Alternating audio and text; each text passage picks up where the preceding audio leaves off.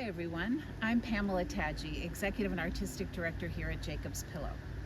As the longest running international dance festival in the United States, we have been so blessed to have presented some of the greatest artists in the world. And it may surprise some of you, but the Alvin Ailey American Dance Theater has not been presented as a full company at Jacob's Pillow since 1963, and we are so thrilled to be welcoming them back this summer. This engagement is also particularly poignant because it marks the company's first performance under the artistic direction of Alicia Graf Mack, also a Jacob's Pillow alum. Today, you're going to hear about some of the fascinating threads that connect Alvin Ailey with Ted Shawn, our founder. And also, you'll hear about a single work, a work that is reportedly the dance work that has been presented more times than any other dance work on earth. Revelations.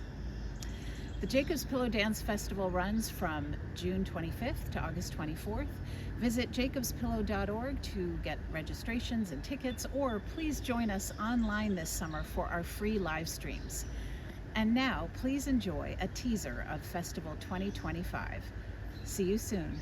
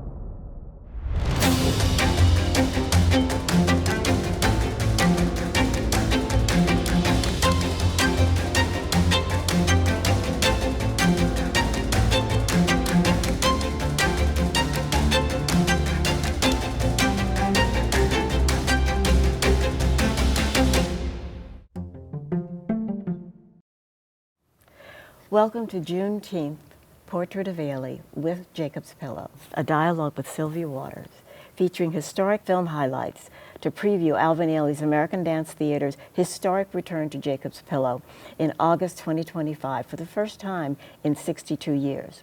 I'm Zita Allen, Pillow Scholar in Residence, longtime dance writer for the New York Amsterdam News, and also first Black dance critic for Dance Magazine.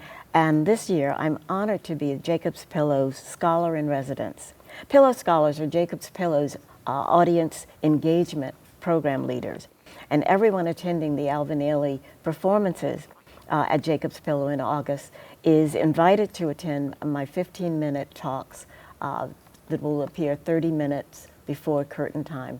And also, there's going to be a pillow talk with Ailey's new artistic director, Alicia Graf Mack, on Saturday, August 23rd at 4 p.m. It's my pleasure to join in conversation with Sylvia Waters, Artistic Director Emerita of Ailey 2, and we're going to discuss the Portrait of Ailey.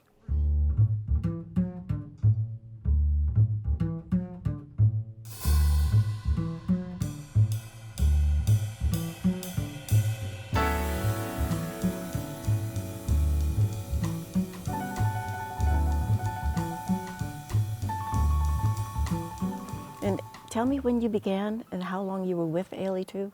I started actually January 1975. The company had started with a television program, Ailey Celebrates Ellington, in the fall of '74. Okay. And at that point, Alvin invited me to be director of this company, which started in January '75. Incredible. So that's 38 years. 38 years. Quite a history. Yeah. Quite a history. Tell me a little bit about this incredible documentary that you pulled together, 8-part documentary, Portrait of Ailey. Yes, well, it's 7 parts with an epilogue. The genesis of Portrait of Ailey was really seeing the young students, the parents, and even the employees at Ailey never knowing who Mr. Ailey was, never having seen him dance, never having heard him speak. Mm-hmm.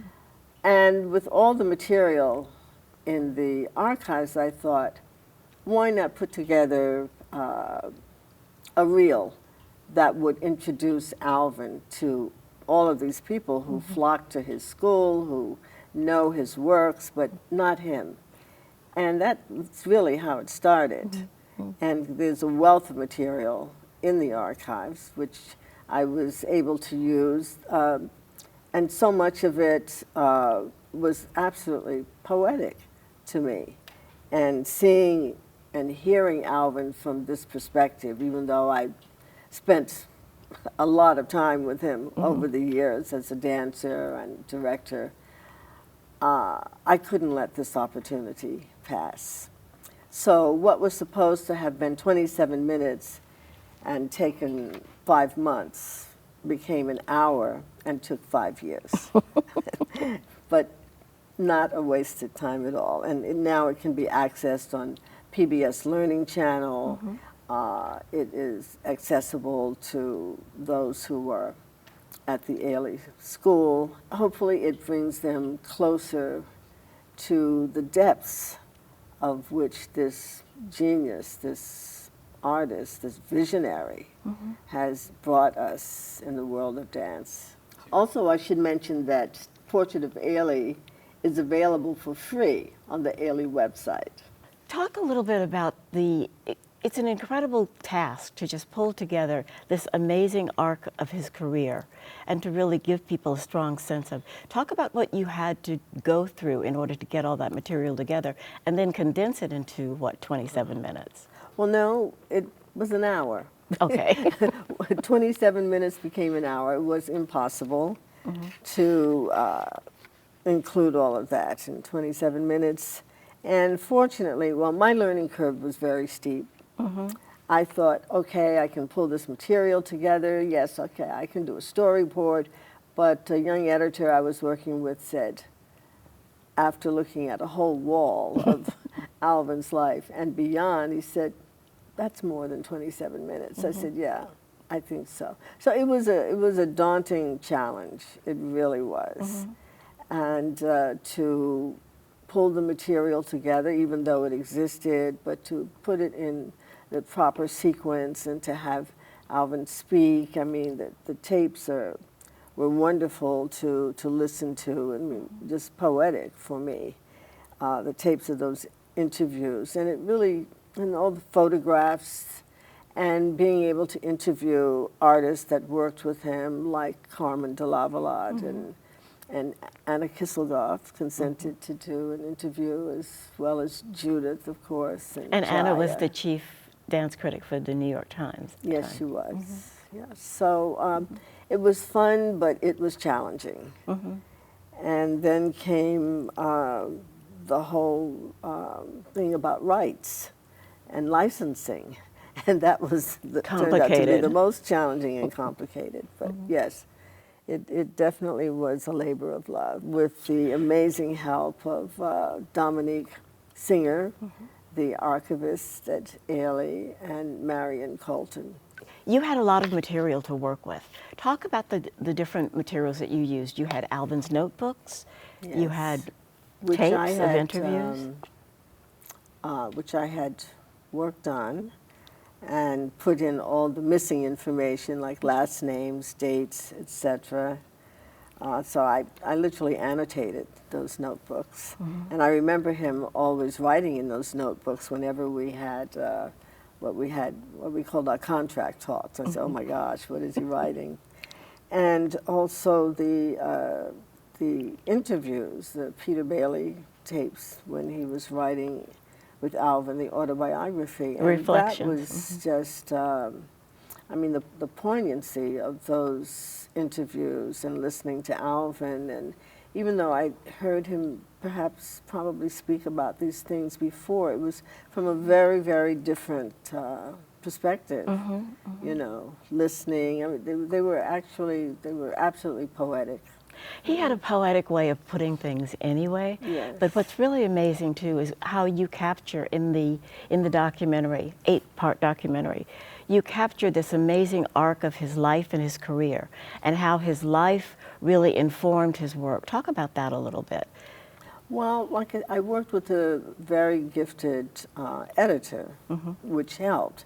I mean, there was much more I wanted to put in because I'd known Alvin since I was a teenager.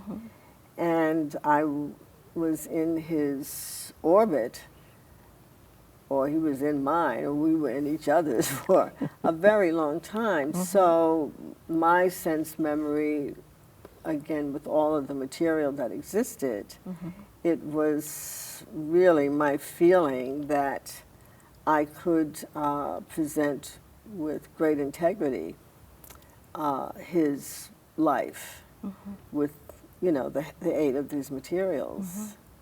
And I'd had, over the years, many conversations with him. I mean, he was a wonderful mentor. He was my boss. It was intimidating at times. And there were questions I dared to ask, and there were questions I dared not ask. But it was all there. The lessons I learned as a dancer and took with me, I learned by osmosis. I was in a company that was well run, an environment that informed me of so much without my even realizing it at the time. I learned about lighting, how to run a rehearsal, how to negotiate with dancers and choreographers, and administration. Alvin gave me the chance to expand my world, to explore my ambitions and my artistry, and a chance to grow. Let's come back to Portrait of Ailey. It captures the magnificent scope of Mr. Ailey's life and its monumental impact on dance and culture. And before we delve into the specific aspects of it, give us your sense of the scope of the territory the documentary covers, from the Texas roots, the early formative years in California as a member of the Lester Horton Dance Company. Well, having met his mother, Mrs. Cooper, that was a tremendous inspiration for me, and how she was so much a part of his life. What he had been building and dancing with him, it was, again, his generosity and his warmth and his determination to do all of these things, and watching how he was being received.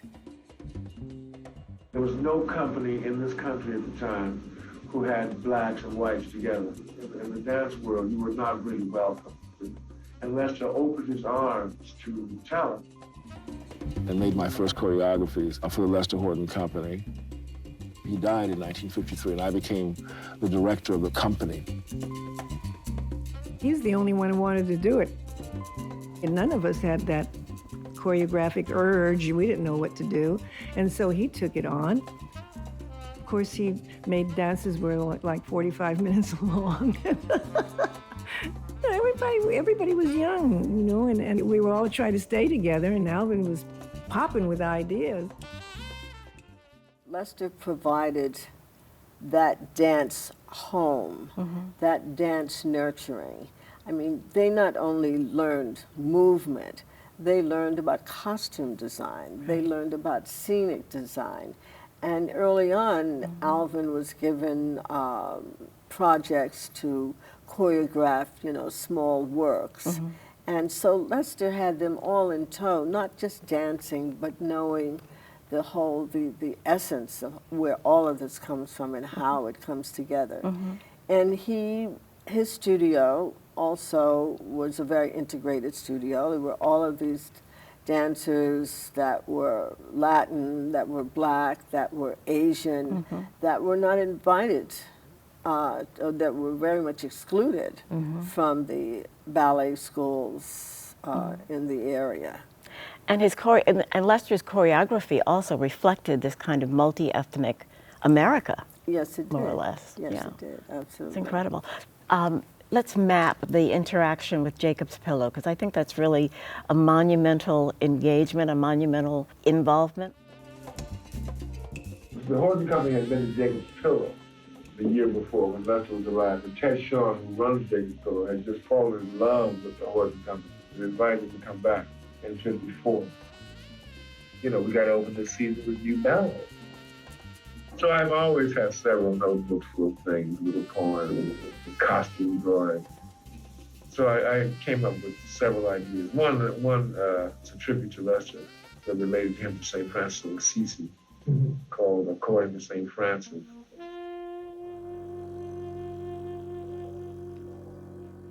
The night before the rehearsals, I'll never forget, I stayed in the studio. I was so excited, and I didn't sleep. I was so worried about how I would start, and, you know, what it would be like. And Jimmy, oh, how can I choreograph on Jimmy? Anyway, we took these cross country, Jacobs Pillow, Massachusetts, and then we catch on hating. Oh, we just hated it. How dare you come here and bring me unfinished ballet, no form and no structure, to Jacobs Pillow. I don't think Papa Sean was very pleased. But you know, you have to start somewhere. But then later, when he had his own company, he came back to the Pillow several times. But 61 is monumental because 61 was... He brought Revelations. Okay. And probably in its edited form, because the first performance of Revelations in 1960 was an hour long. Right. So, with some 13 sections, yeah. How did Revelations go over at Jacobs Pillow? I mean, this time in its abbreviated form, because this was more or less the form that we see today, right? The 61 form. Yes, there were many iterations after that, refining. I mean, that's one thing Alvin always did with all of his ballets. He didn't have a problem going back and refining them. And it was well received, well received. And he danced in that section. Yes, he did. Yeah.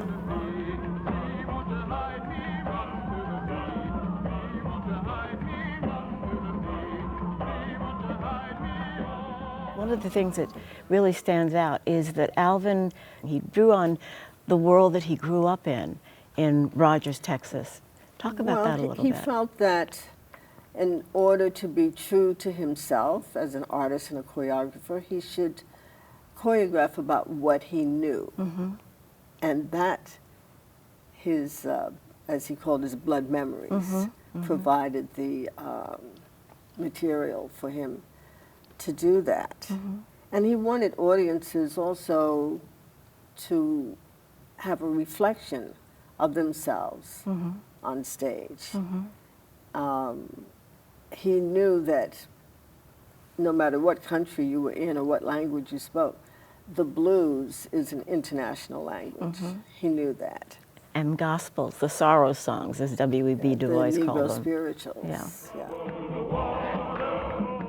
And I've been interested in getting those people I lived with in Texas interested in dance too. I wanted to take the dance out of the concert halls and bring it back to the people.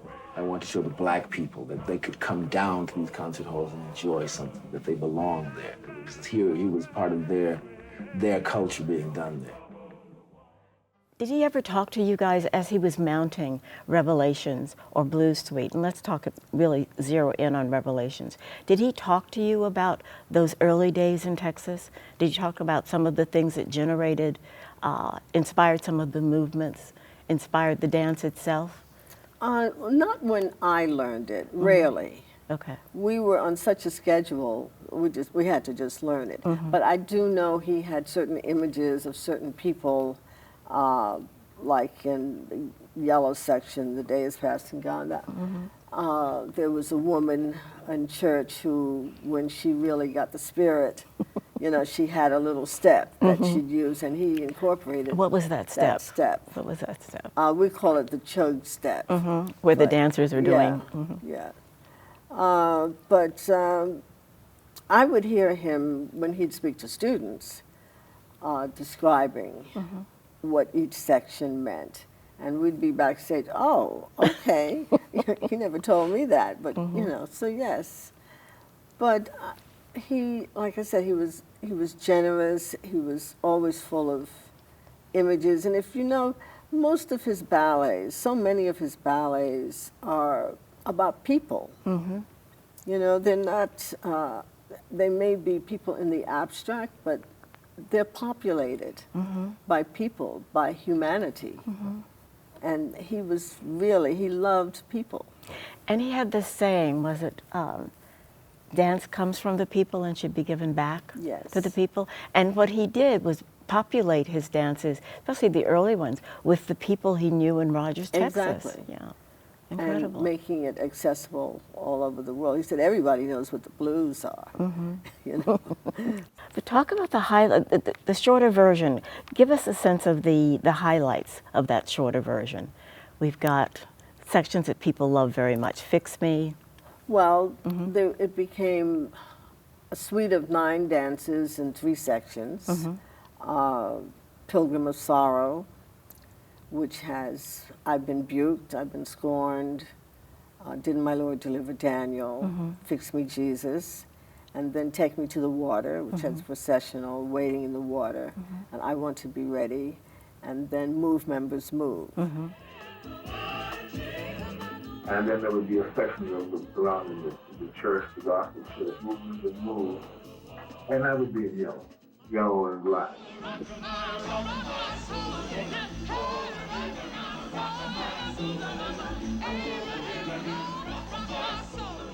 The gigantic suite of service. I mean, I just did everything I could ever think of. And it was very successful.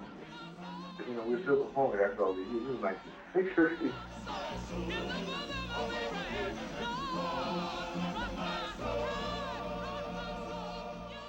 And I think the next time I saw it was in 1964, but that version he took to Southeast Asia, the State Department. Okay. And it was a resounding success.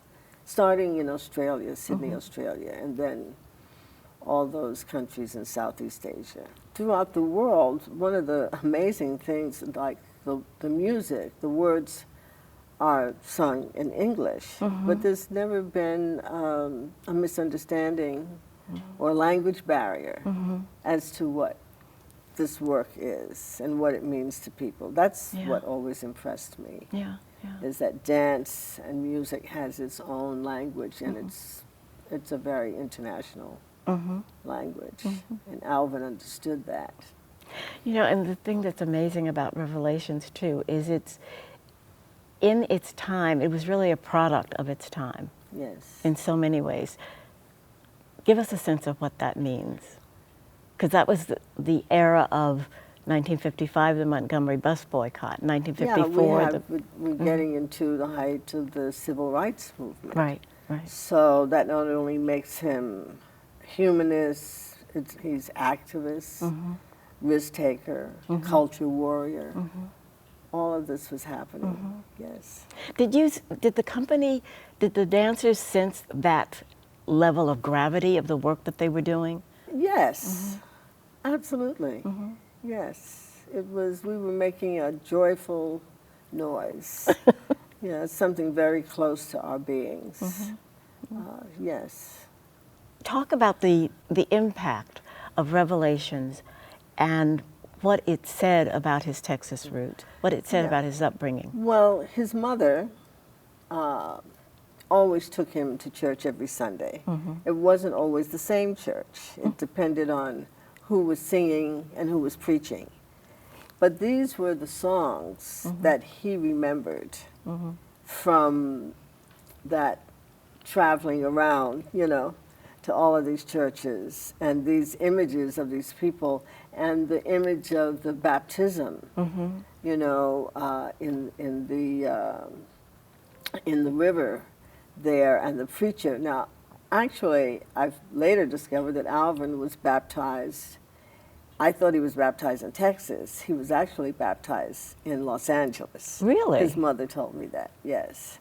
But the impression, he was just, I think, 5 or 6 years old, when he saw the baptism in Texas, and that left an indelible impression. And in all those ladies, the way they dressed on Sunday, and the big hats and the parasols, going to church. Yes, all of those images, you know. Are so rich in the piece. Yes. It's incredible. And not only that, there are all these different other iconic elements to the piece as well. Not only the umbrella, hot Texas sun, but the snake sticks. Yeah, Yeah. that was to keep the snakes away that were in the water. Yeah. Yeah, yeah. God gonna trouble the water. Now, one of the remarkable products of this interaction with Jacob's Pillow, aside from Revelations, is the fact that Alvin had this home to come to be able to show his works to people and to get the dance community's response to those works.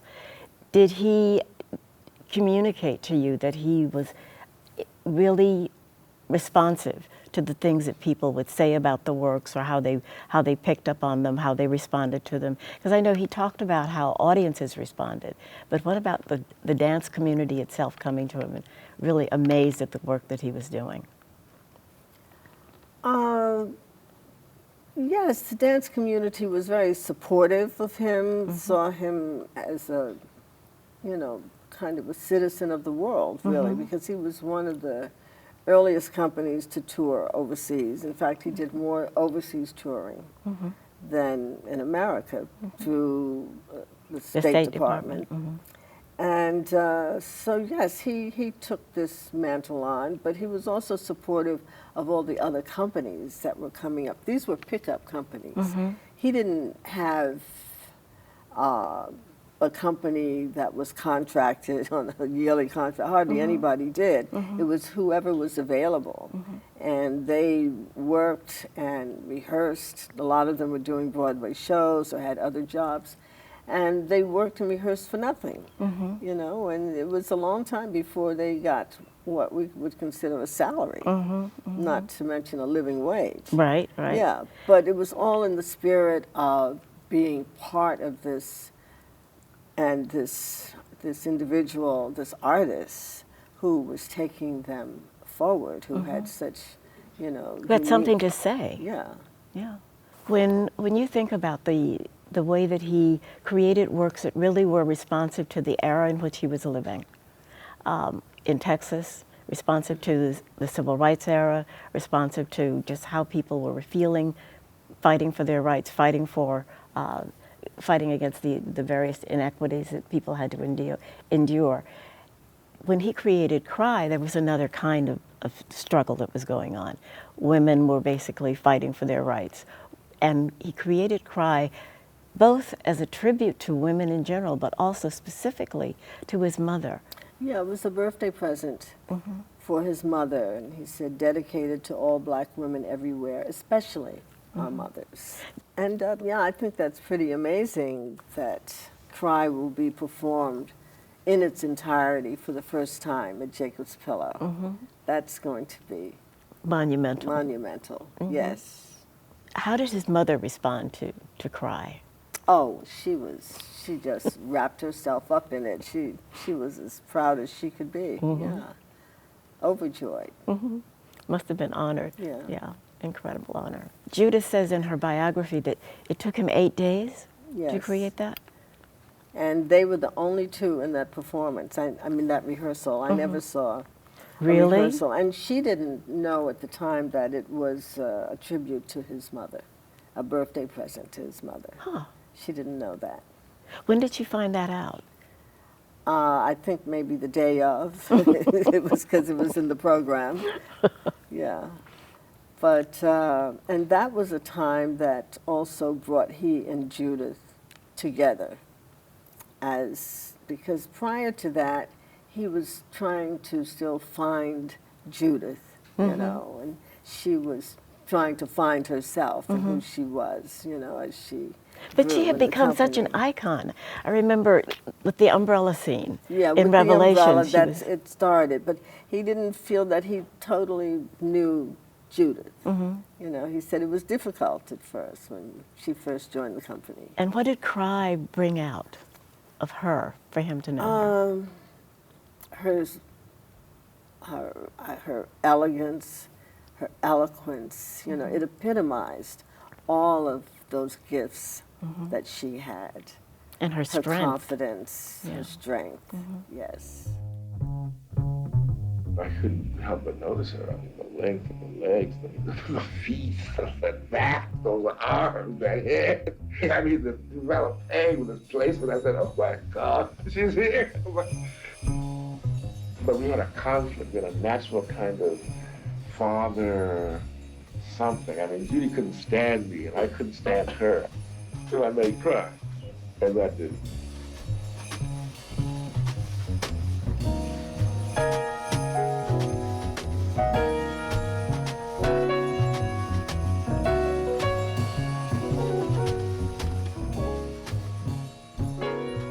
The hardest thing in the world to do for a dancer is walk. The dance starts with you walking, and it's as if you're walking on earth, on soft earth, and you're carrying a burden with you, you know, which represents everything. That white cloth represents everything in the beginning, and slavery and a child and a cloth to be ironed and something to scrub the floor with and a crown on your head and being hung by your neck, and it just represents so much. So that was the most difficult section he did, except all the explanation I just gave you, I didn't have. I didn't even know it was a birthday present for his mom.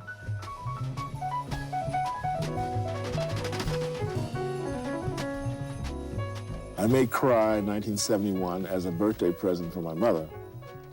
It's a tribute to black women. It has to do with the struggles of black women in an abstract way through images of slavery and servitude, and in the second part, rage, anger, and finally, joyfulness.